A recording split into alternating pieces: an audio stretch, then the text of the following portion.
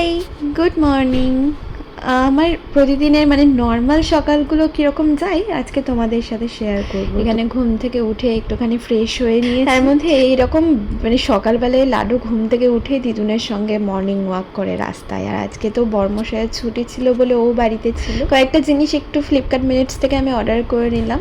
এই যে অরিওর খাবারটা শেষ হয়ে গেছিলো, ও এখন হাঁসের মাংস দিয়ে খাবার খাচ্ছে। মেবি চিকেনের অ্যালার্জির জন্য ওর স্কিনের ইচিনেসটা কমছে না, তো চিকেনটা পুরোপুরি অফ রেখেছে। আর আমার কিছু এসেন্সিয়াল মানে hair removal cream, nose strip, shampoo আর একটা ফেশিয়াল রেজার, এগুলো আমি অর্ডার করে নিয়েছি। আচ্ছা, ব্রেকফাস্টটা বানাতে হবে যেহেতু বর বাড়িতে আছে, তো একটু ম্যাগি বানালাম, একটু ডিম দিয়ে পেঁয়াজ দিয়ে কিছু মানে টমেটো সস, মেয়োনিজ এসব দিয়ে বানালাম। চা খাবো বলে একটু দুধ আনিয়েছিলাম, তো চাটা আমি বানিয়ে নিলাম একটুখানি এলাচ পাউডার দিয়ে। তো চলো ব্রেকফাস্টটা চটপট করে নিই।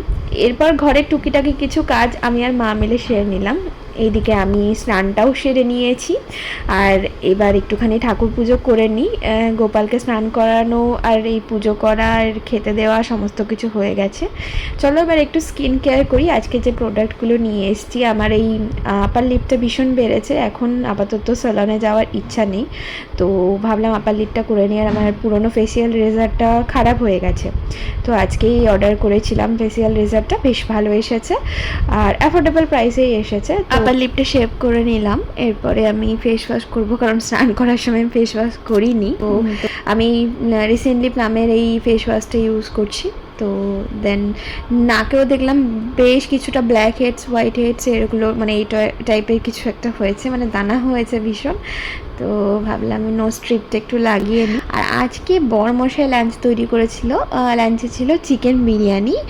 তো চলো এবার খেতে বসে পড়ি। আর আমার পাতে তো প্রতিদিনের মতো লেগ পিসটাই পড়েছে, দারুণ সিদ্ধ হয়েছে, যেমন আলু সেরকম চিকেন। আর আজকে একটা স্পেশাল সারপ্রাইজ হচ্ছে, আমার লাডু হাঁটতে শুরু করে দিয়েছে।